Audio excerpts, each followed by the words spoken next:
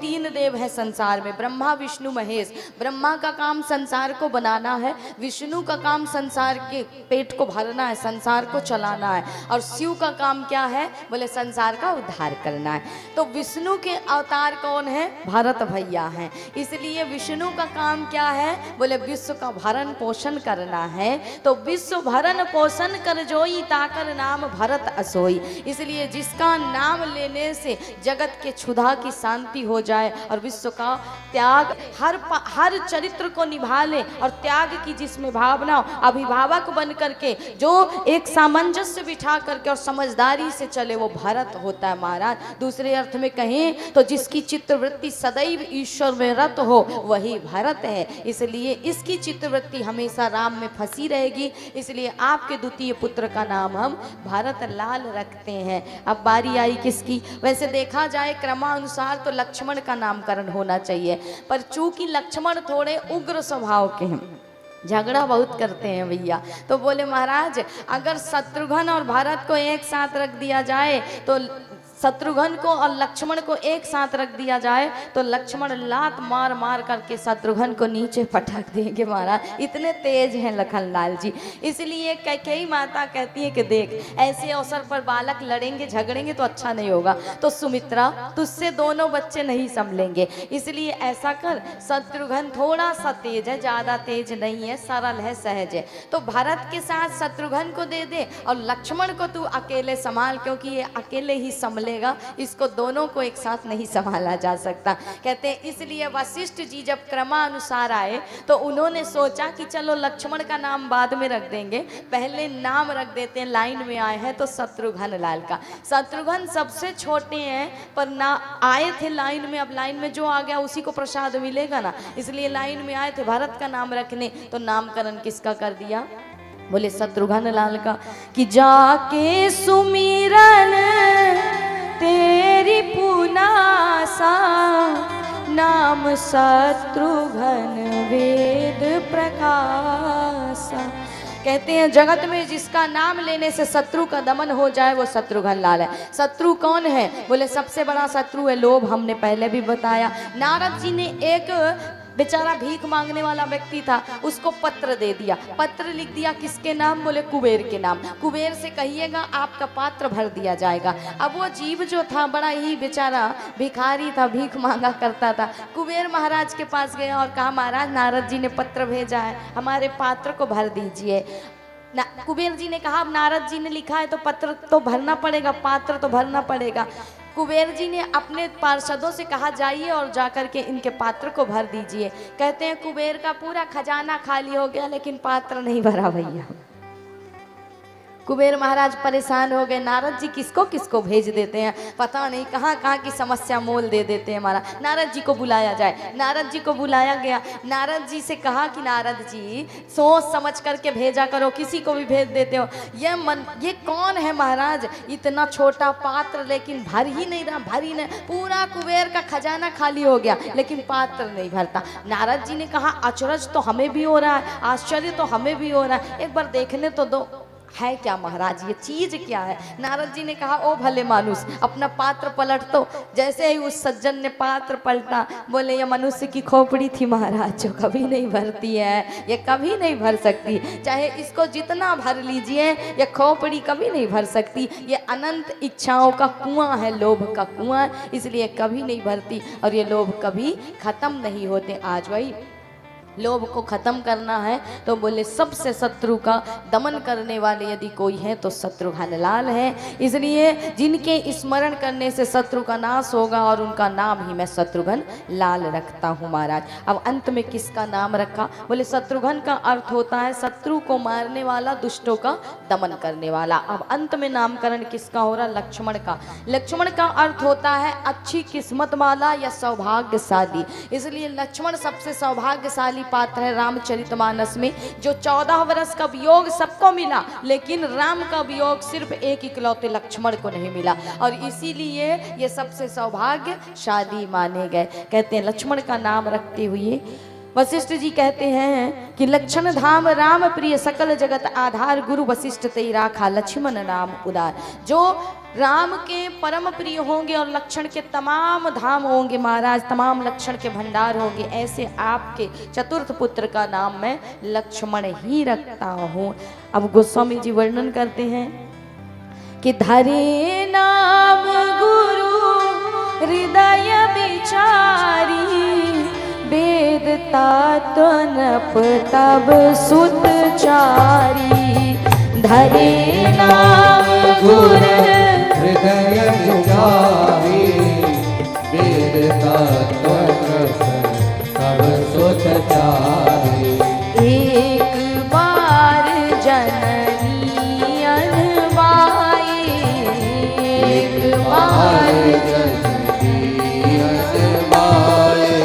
करी सिंगार पलना ओढ़ाई, करी सिंगार पलना ओढ़ाई।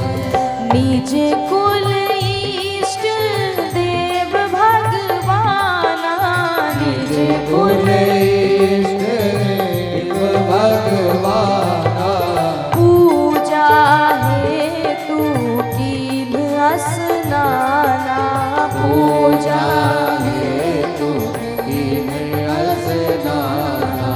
श्री राम जय जय रामा, श्री राम जय जय रामा, श्री राम जय जय रामा, श्री राम जय जय रामा। तो एक बार जननी अनवाय बोले। वशिष्ठ जी ने नामकरण संस्कार संपूर्ण किया और आज भगवान धीरे धीरे जब बड़े होने लगे, आज माँ कौशल्या ने सुंदर राम प्रभु को स्नान कराया, भगवान का श्रृंगार किया। श्रृंगार कैसा? बोले भगवान का मुख कैसा है महाराज? भगवान कैसे दिखाई देते हैं कि तेरी मंद मंद मुस्कनिया पे, तेरी मंद मंद मुस्कनिया पे बलिहार राघव जू, बलिहार राघव जू। बोले महाराज भगवान का श्रृंगार हुआ, भगवान को पीताम्बरी पहना करके मैया ने श्रृंगार किया। घुंघराले केस है प्रभु के, नीलमणि के समान भगवान दिखाई पड़ते हैं। आंखों में छोटे छोटे नेत्रों में काजल लगाया है और भगवान की छोटी सी मुखाकृति है। भगवान जब उस मुख से हंसते हैं ना तो बोले मानो प्राण का हरण कर ले, ऐसी मुस्कान है प्रभु के। इसलिए बोले तेरी मंद मंद मुस्कनिया पे बलिहार राघव जू। मानो भगवान जब मुस्कुरा दे ना तो कोई फिर अपना मुस्कुराना भूल जाए महाराज, सब कुछ भूल जाए, ऐसी प्रभु की मुस्कान है मुखाकृति। आज जननी ने स्नान कराया, श्रृंगार किया और पलने में मैया ने दुग्ध पान करा करके भगवान को सुलाया और माँ स्वयं गई है अपने इष्ट देव की पूजा करने के लिए मंदिर में। जब ये पूजा करने के लिए गई, पूजा के उपरांत इन्होंने भोग प्रसाद लगाया। भोग प्रसाद में कोई कमी न रह जाए या कमी न रह गई हो, ये देखने के लिए मैया चली गई रसोई में महाराज कि कहीं कोई वस्तु छूट तो नहीं गई जो भगवान को भोग ना लगी हो, और ऐसी वस्तु खाने का कोई मतलब नहीं रहे। अच्छा ये बताओ, तुम भोजन करते हो कि खाना खाते हो, कि आहार लेते हो, क्या करते हो? तीन चीज होती हैं, एक है भोजन, दूसरा है खाना और तीसरा है आहार। तीनों में क्या अंतर है? कहते हैं कि खाना खाते खल सभी और संत करें आहार, सज्जन भोजन को करे और भाषा क्रिया प्रकार। जैसा अन्न वैसा मन और जैसा मन वैसी वाणी वैसा विचारधारा। इसलिए भोजन का महत्व बहुत होता है। अब बताओ भोजन करते हो कि खाना खाते हो? क्या करते हो? भोजन करते हो खाना खाते हो? बता दो, तुम बता दो। दोनों में फिर अंतर बता देते हैं हम, तब तुम सुधर जाओगे ना, सुधार लोगे अपने आप को। हम दोनों में अंतर बताएं, दोनों एक ही चीजें हैं। भोजन तो अंदर ही जाना है, खाना भी अंदर ही जाना है, लेकिन अंतर होता है शब्दों का, शब्दों के प्रयोग का। कहते हैं महाराज अगर तुम खाना खाते हो तो खाना खाना छोड़ दो। खाना शब्द हमारे हिंदू साहित्य में, हमारे हिंदू धर्म में नहीं आता है, ये इस्लामिक शब्द होता है। खान शब्द से खाना निकला है, इस्लामिक शब्द खान से बना हुआ है, और ऐसे शब्दों का प्रयोग हमारे यहाँ नहीं होता है। कहते हैं खाना दुष्ट लोग खाते हैं, भोजन सज्जन लोग करते हैं और आहार संत लोग करते हैं। खाना खाया जाता है, भोजन किया जाता है और आहार लिया जाता है। अब खाना जो होता है, आप जब कांटे चम्मच से कोई वस्तु खाते हैं तो ये खाना हो गया महाराज। कहते हैं खाना कांटे चम्मच से खाया जाता है, भोजन एक हाथ से किया जाता है और आहार दोनों हाथों से लिया जाता है। दूसरों का पेट काट कर अपना पेट भरने को खाना कहा जाता है। जीवन जीने के लिए जितने से जीवन चल जाए उतना शरीर को दीजिए तो वो भोजन कहा जाता है। और कहते हैं त्याग तपस्या संयम साधना के लिए जो पेट को भरा जाए वो आहार होता है। तो आज से क्या करना है? भोजन करना है कि खाना खाना है? बताओ।